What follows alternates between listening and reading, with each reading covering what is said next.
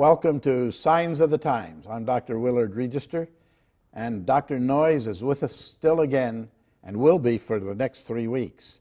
Now, for those of you that have been listening to these programs in the past few weeks, I want to remind you that this book that he wrote is available for $19.95. Now, we're only going to touch on just a microcosm of this book, just a smidgen of it, so to speak. But I hope that it's gotten your thoughts roaming around in your head to realize that maybe you should rethink some of the things that you've kind of taken for granted, that they were all okay when you come into a doctor's office. So, Dr. Noyes, today you're going to continue to educate me. We just barely got started last week on yoga, so you're going to continue to educate me on yoga. Yes. Last week you found it hard to stop me. Yeah. And so I'm ready to roll on with the subject. Roll on. I appreciate this opportunity to share with the public and my understanding after many years of putting vast numbers of hours searching for answers. I wanted to know truth. I didn't want to be confused. I didn't want to be fooled. And I wanted to know what is actually behind these things. And so it took me through hundreds of books and searching. Books written promoting the different therapies, alternative therapies, books exposing it. But I eventually found a deeper level of understanding than any of those books had presented. Now, did you have to get into it yourself to get that understanding? I definitely resisted any learning of attempting how to do it myself. Okay. I positively put myself in a position not to do that. I felt that was dangerous, spiritually dangerous. I still believe that. Let's go back and take just a glimpse at what we covered the first two sessions. Because today we're going to talk about meditation, yoga, Kundalini. But let's go back. Kundalini? Yeah, that's a new word, isn't it? Yeah, it's new to me. You're going to have to wait a moment here. Kundalini. I like it. It rolls off of my tongue. Yes. We'll wait and we'll see what it means. But we talked about a false story of creation, false to my understanding, because I'm presenting to the public, to the churches, my bias, my position of worldview. Being a Judeo-Christian, I see that we came from a Creator God. We're living here to bring glory to His name by being in obedience to His ways, and that He offers us a life eternal by belief in the merits of the shed blood of His Son, Jesus Christ. Right.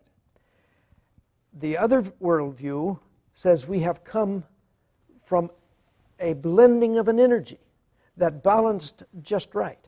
And so we look here at this picture in front of you, showing that there's two sides, according to this story, of this energy, two parts, like I have a left and a right side of one face. Right. But when these blended in just the right blending, then all was created, the cosmos, earth, and man. If we go back a little further to the Garden of Eden, the serpent told the lady that took of the fruit, she says, God says, if I eat of this fruit, I die. He says, no, you won't die. You'll actually grow wise and become a god. It'll bring you wisdom that you don't have now. And so we're looking at the end results of that lie as it is. The devil continues to spread that lie throughout the world in various manners. So we have this supposedly creative energy that when it came together created the cosmos, earth, and man. And out of that, I've drawn a line between the cosmos, earth, and man, but think of it more as a substance that fills all space rather than simply a line. This is what people in the past that write about it try to explain it as an ether that is everywhere, magnetic power and so forth. And in this, man has been appointed as the microcosm of the macrocosm. Everything exists in man that existed in the universe. This energy that was balanced had all of the knowledge, the intelligence of all ages. And man has that within himself. He just has to learn how to manipulate and bring it out for intelligence, for all types of things. And so this is the background we've had coming up to this point. Now, we looked last week at the traditional Indian understanding of healing, going back about at least 1700 years BC. It's when they began to put together the Hindu concepts. And there we were looking at the subject of meditation. We want to look at that in more depth today. Meditation. What is meditation and yoga? The Hindu and the Indian continent had their system of healing. It was not based upon the physical rules of science that you and I, as doctors, studied in the scientific world. It was based on another concept, a concept of energy. And when energy was out of balance, there was disease. To correct disease, then you simply come back and do something to correct the energy. Life was produced by balancing an energy. So when some medical healer, doctor, whatever he might call himself, starts talking about energy, we ought to start for the front door, right? That's kind of... Is that what you're saying? Yes. Yes. I think so. Or you might stop a while and share your understanding with him. Good luck. Yeah, exactly. On that part. But so this is the viewpoint that I am giving as I understand it as a Christian. Right, okay. I'm sure that this offends some people. But at the same time, I listen to how they understand, and I do not take offense. I'm asking them to be patient with me. Amen. I learn from them, they can learn from me. Exactly. But let's go to directly more to how this Hinduism considered this energy was organized in the body, how it was manipulated. So we have a picture here of a person sort of in the yoga position. And it says chakras, these 7 points deep in the body, are supposed to be localized centers packed with energy that spread this energy out to the different organs in its area. And this energy is this universal energy of which we were made. It gets very... Can we utilize this universal energy in their teaching? Is that utilizable by us or already in us? It's there, but in this process you can increase its flow through. Hinduism, the entire aspect of Hinduism, is to get out of the reincarnation, life of reincarnation, and enter into the spirit world. And that is done by moving this energy efficiently through the system to such a degree that eventually, at your physical death, your soul, which is another name for this energy, enters the world of spirits. What a tragedy. That's called nirvana. To live with that teaching. Yeah. Not know about Jesus Christ. You see, there's quite a contrast here. It's to my understanding, it's a counterfeit story of salvation that the Christian Obviously, has. yeah, obviously. And so nirvana is their heaven. You get there by manipulating energy, balancing energy. So now this energy is in these, supposedly in these locations. You increase it by breathing and by doing meditation, by yoga. Let's look at the next picture. This particular system is supposed to have an aura that outside of my body shines colors of the rainbow, a light that is about me, above my head, all around me. And it takes a sensitive, the word sensitive, somebody deep into the occult, deep into the, maybe a sage of the Hindu. He can see, he says, he tells me, he can see around my body. He can see the color? He can see the color. And from it he can tell my spiritual condition and my physical condition. Really? As the color, the depth, the degree, and so forth. Right. On this part. And so this is the teaching. The teaching is now to move that energy through with such efficiency that actually when it comes up and reaches in great efficiency the top chakra on top of the head, I now have received immortality, and I've connected with the great energy of the cosmos. So now I am one with everything.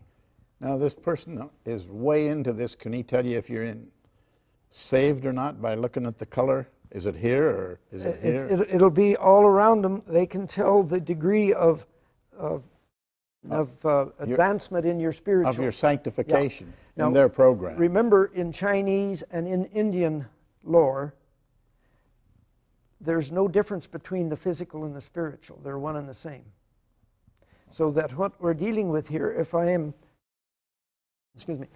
imbalance of energy, it affects my physical as well as my spiritual. They're one and the same. So there is nothing in this story, as I understand it, that is not spiritual.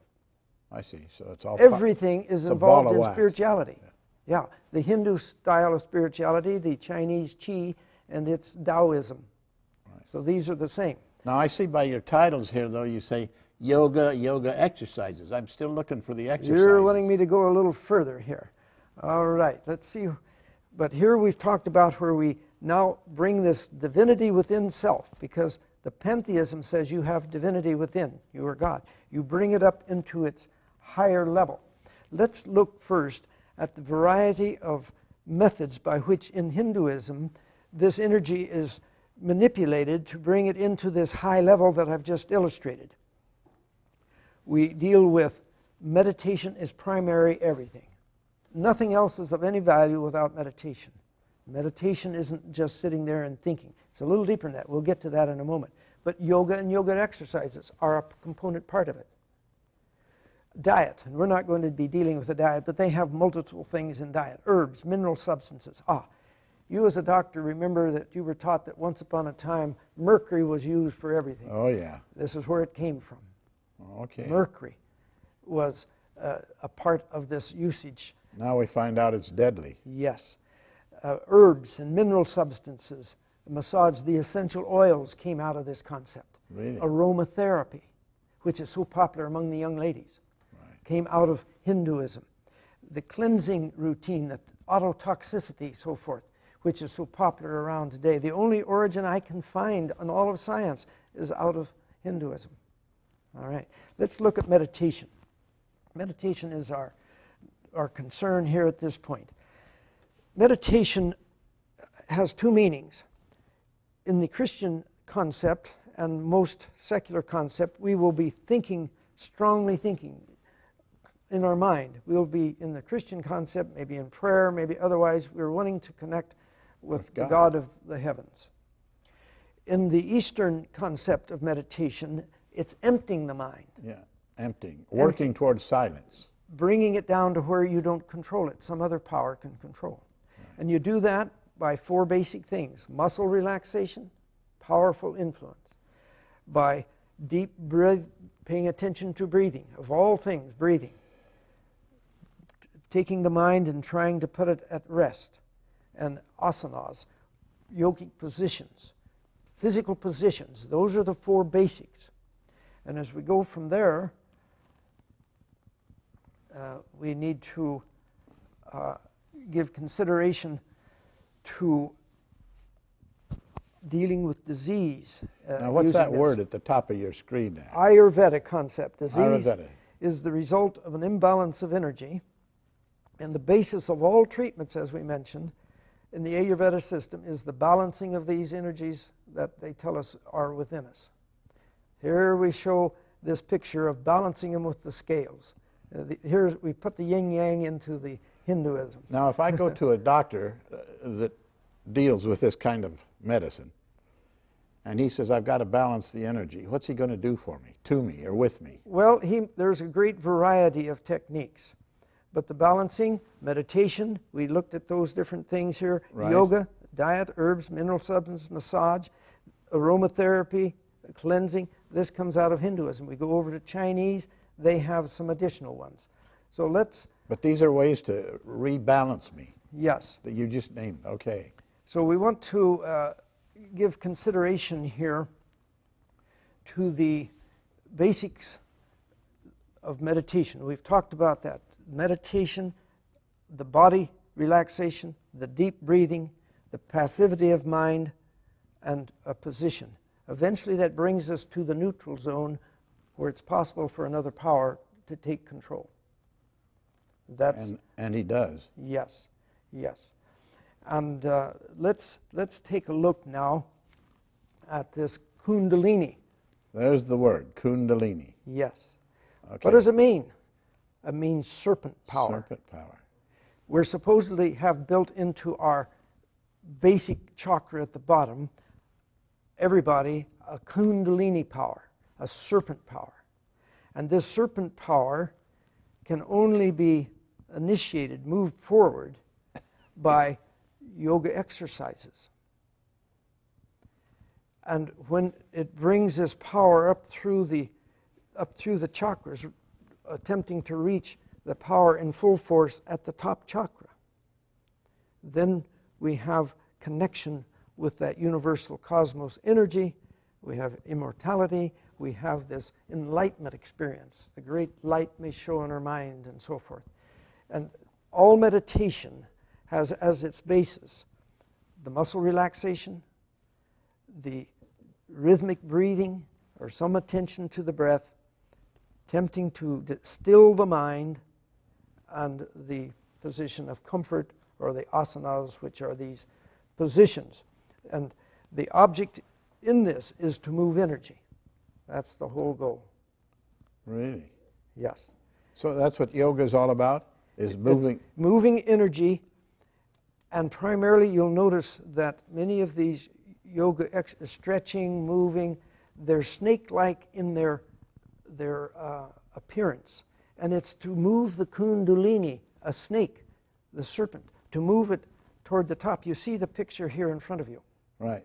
This is bringing the Kundalini from below, and by these rhythmic motions, using meditation and yoga, but especially the yoga, and many of these poses of yoga are named after Hindu gods. And when we go into those poses, we are actually calling on that god to possess us. This I gained from people that have been in it and have written about it. Now let me use this word Kundalini in a sentence, and you tell me if I've properly used it. If I go to a doctor that's into this kind of teaching, and I go in and I say, "Doctor, I think my Kundalini is out of whack." Is that the proper use of the word? No, I don't think so. Okay. Help me out. Okay. Because that's serpent power. My serpent power is out of whack. Yes. No? If you're dealing with a New Age healer, he'll be up on it. That's but if what you go to the ordinary medical physician... No, I'm talking about the New Age healer. He'll know about this, yes. He will know it? Yes. Okay. On that part, I'm sure, because if he's dealing with this type of thing, he's understanding. And so he would then relate to you about how you are moving it, the exercises, and that sort of a thing.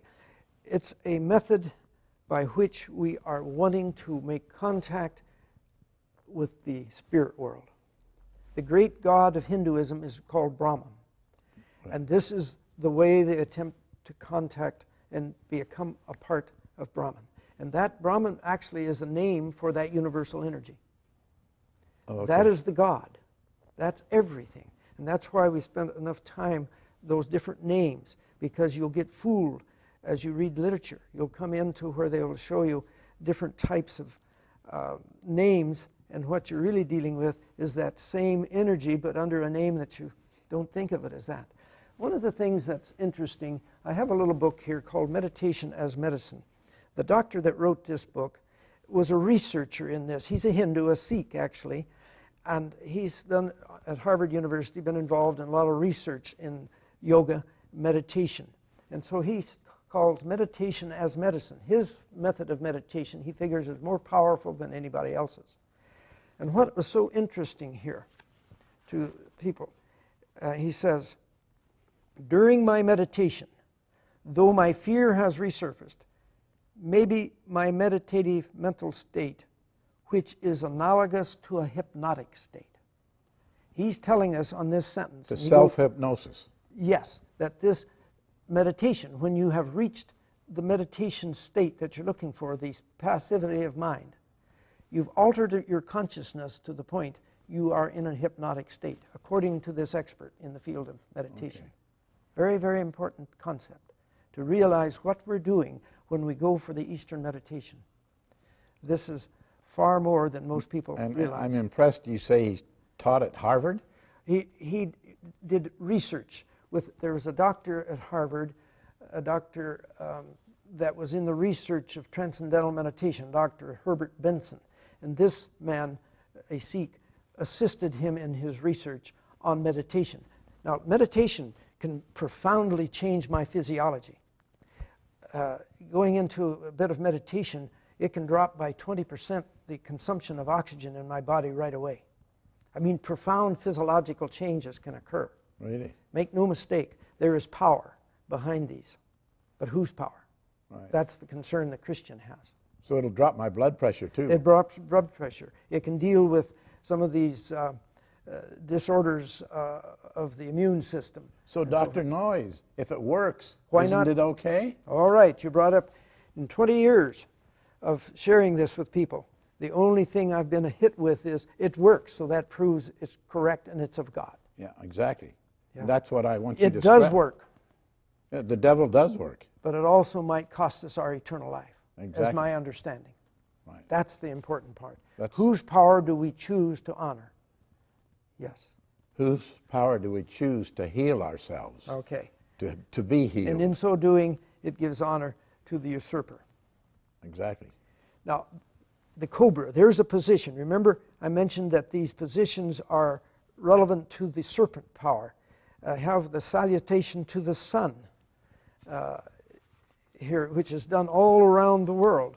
But the cobra is a very common one. You'll see teachers having children in the school laying on the floor on mats doing the cobra position. Right. I've seen on television, they've shown me where that has been going on and on other things. So these things have moved into our civilization like you can't believe. Transcendental meditation, which was brought to us by the Beatles. Well, they brought a Hindu gentleman here who has spread it to the world and to the United States, but the Beatles were a powerful force in moving this forward. Really? And yes, where they had been using drugs, and they found that if they could get into this meditation, they could get the high without the drugs. Really? And then they brought to this country the transcendental meditation. There's a large ashram back in Massachusetts that is dedicated to this. Are you telling me that the Beatles put the drugs aside? They used this instead there. Mm-hmm. Really? Yes. In fact, there's Dr. Herbert Benson has a form of meditation, and meditation comes in many forms. His is called the relaxation effect. He has books on it. And the armed forces have used that to have their recruits use instead of drugs. This book that I showed earlier, The Aquarian Conspiracy, tells me how the armed forces had chose to use the yoga in that concept. All right. Now, we come down toward the end here, and what do we think about? We've gone through all of these, the salutation to the sun. We see this movement in that manner. And we have this verse in the Bible, Isaiah 2:6. He says, God is speaking. Now, actually, the prophet Isaiah is speaking to God. He says, "For you have forsaken your people, the house of Jacob, because they are filled with eastern ways." They are soothsayers. And soothsayers would be divination, different things of that That's nature. an interesting verse. Like the Philistines. Are we as Christians doing as Isaiah said, forsake God, and doing as the soothsayers? Well, some are. This is common in churches. Christian yoga, it's an oxymoron, the name. Yeah, right. Because it can't be both. Right. And so that sort of brings me down to the end of my presentation here today. Okay, so I'm going to push you a little because we have 3 minutes left, or 4. yoga exercises. Now, I was wrong when I was thinking in my practice, I'm going to go and do some karate so I can chop somebody's 2x4 in half, and get some exercise from yoga. But yet, from yoga, from the understanding that I get from you, yoga isn't really exercise. There are some stretching and some activities they do, but its purpose in the beginning was worship. I see. It was entirely worship, to bring this energy up to a degree that their soul, which is another name for this energy, could connect with the spirit world. That's its purpose. Yoga means unite. Okay. Meditation is the same. And they go together like this. Okay, now, when you say worship, you see, I'm still stuck in the Judeo-Christian Well, I'm thinking. too, obviously. See, the worship, when I'm thinking of worship, I'm thinking, well, I've got to worship something. But you're talking about worshiping energy. Yes, but this energy is proclaimed to be God. When they talk about God, they're talking of this energy. I see. So it's one and the same. One and the same. All right. All right. This is what's so deceptive. That you may hear a lot of Christian words that we're accustomed to thinking, but that side will be thinking totally different with those words than you and I do. I see. Mm-hmm. So anybody that wants to study this needs to kind of reorient their thinking so they know they're at least looking at it from the improper way. You're right. So that they will keep a balance. I don't want to use the word balance in the wrong way. All right. Doctor, we've come to the end of this program. Would you offer a word of prayer? Our Father in heaven, we are grateful that we have been allowed to understand this. We want to be true to the God of heaven, the Creator God, and His Son. And so today we come here to give thanks that we've been allowed to understand and share with others. May this information be of value. In Jesus' name, amen. Doctor, I'm glad you're here for a few more weeks, and I want our viewers, now if you have problems, if you have questions, just call the station.